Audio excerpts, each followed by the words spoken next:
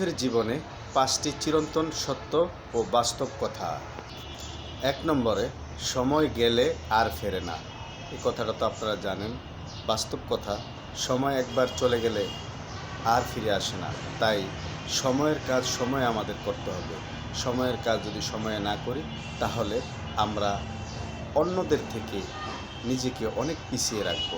তাই সময়ের কাজ সময়ে করব, সময় থেকে আমরা অবহেলা করব না বা সময়কে আমরা অবহেলা করব না, সময়ের সাথে আমরা তাল মিলিয়ে কাজ করে এগিয়ে যাব। 2 নম্বরে, বিপদে বন্ধুর পরিচয়। আপনি তো ইয়ং বয়সের মানুষ, আমি ইয়ং বয়সের মানুষ থাকা অবস্থায় অনেক বন্ধুবান্ধব ছিল আমার, আপনাদেরও এখন আছে। এখন আমরা ফেসবুকে আমরা বন্ধুবান্ধবের সাথে সংযোগ রেখেই চলাফেরা করি। এই দুনিয়াদারির জীবনে আমরা অনেক সমস্যার সম্মুখীন হই, যে সমস্যাগুলি অনেক সময় আমাদের কাছের মানুষ বলতে বন্ধুবান্ধবদেরকেই আমরা বলতে পারি বা নিজের স্ত্রী, নিজের আপনজনদের কাছেই বলতে পারি। কিন্তু কিছু কথা আছে যা নিজের কাছের আপনজনদেরকে না বলে বন্ধুবান্ধবদের কাছে বলা যায়। সেই বন্ধুবান্ধব যদি আপনার আপন হয়, খুবই কাছের হয়, তাহলে সে যদি আপনাকে বিপদের সময় দুঃখ দেয় তাহলে আপনার কীরকম লাগবে? এই জন্য এই কথাটা চিরন্তন সত্য যে বিপদে বন্ধুর পরিচয়। 3 নম্বরে, আপনার জীবনের সাফল্য সবাই দেখে, কিন্তু আপনি যে সাফল্যতা অর্জন করেছেন জীবনে বহুত সংগ্রাম করে, ধৈর্য ধরে, কষ্ট করে, সেটা কেউ দেখে না।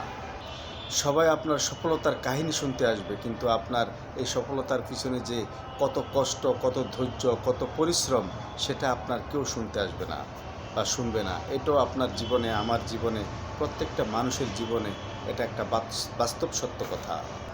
লোকে কি বলবে সেটা ভেবে চলা বোকামি।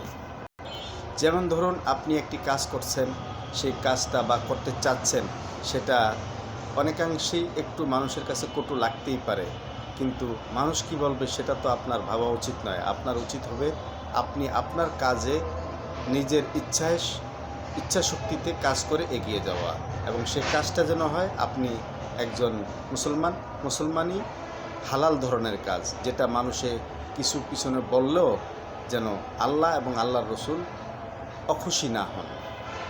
অন্যে কিছু বলবে সেজন্য মানুষ অনেক কাজ করতে চায় না, বোকামি করে। এই বোকামিটা মানুষের জীবনে বাস্তবতা নিয়ে আসে, এটা সত্য। 5 নম্বরে, সত্য সবসময় জয়ী হয়। ইসলামের ক্ষেত্র, অকুল জা আল হাক্কু ওয়াজাহাকাল বাতিল ইন্নাল বাতিলা কানা জাহুকা।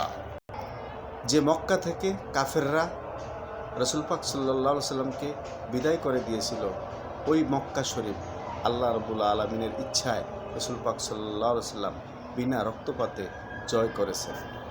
একসময় যারা ইসলামের কথা শুনলে বিভিন্ন রকমের অশ্রাব্য কথা, খারাপ ভাষা ব্যবহার করত, অত্যাচার করত, তারাই আবার ইসলামের দলে দলে যুক্ত হয়েছে।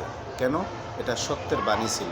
তাই সত্য যেটাই হোক, আপনার জীবনে, আমার জীবনে, যেখানেই হোক, সেখানে সত্য প্রাথমিকভাবে যদি ঢেকে যায়, কিন্তু এক সময় না এক সময় সেটা ভেসে উঠবেই। এটাও আমাদের জীবনে বাস্তব। ভিডিওটি যদি ভালো লেগে থাকে, অন্য ভাইকে জানার জন্য, শেখার জন্য, শিক্ষামূলক ভিডিও হিসাবে শেয়ার করে দিবেন। আর এরকম মোটিভেশন ভিডিও পেতে আমার আইডিটি ফলো করে আমার সাথে থাকবেন।